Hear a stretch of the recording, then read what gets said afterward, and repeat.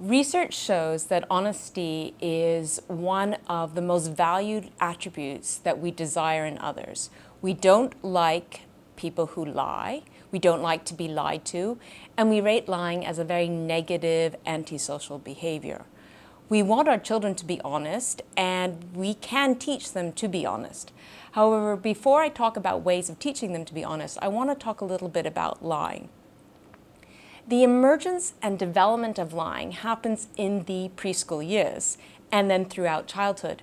But it first emerges in the preschool years, and this is at the same time that their perspective-taking skills, or a term we use in psychological science research is theory of mind abilities, start developing. And this is the ability to understand that other people have minds that are separate and different from ours, that other people have different thoughts, beliefs, knowledge, intentions that may differ from ours. And once you understand this, you can start to understand that you can create a false belief in others. That is, you can make people believe something that isn't true. However, young children, although they may start telling lies, they're not very skilled lie tellers. So for instance, in studies where we've told children not to peek at a forbidden toy, which is very tempting when you're young and it's making noise, and they'll peek at it, and then we ask them, did you peek? And they'll say, no. And then when we ask them some follow-up questions about, well, what do you think it is?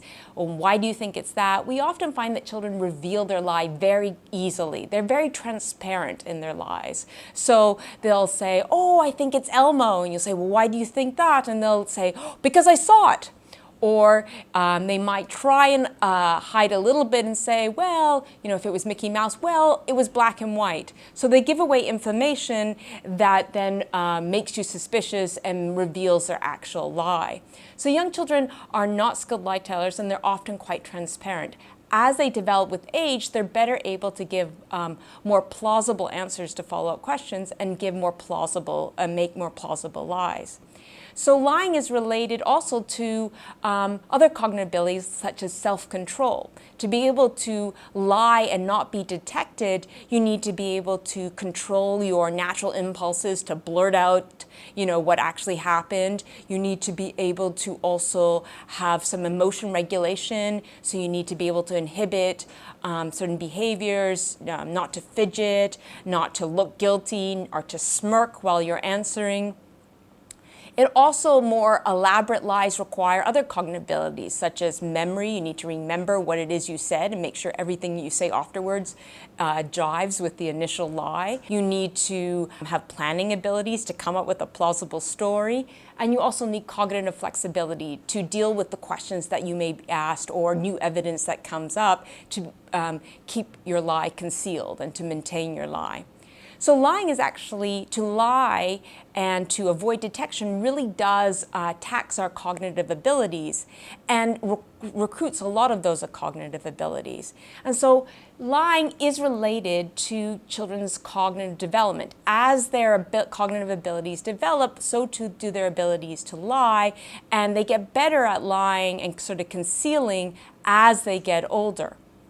So you can think of lying as sort of like a byproduct of what is actually very positive development.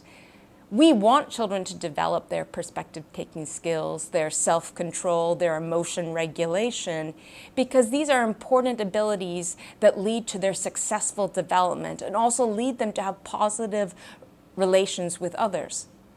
However, for parents, we don't want them to lie. This is like a negative byproduct of this positive development that's happening. Well, research shows that we can socialize children to value honesty.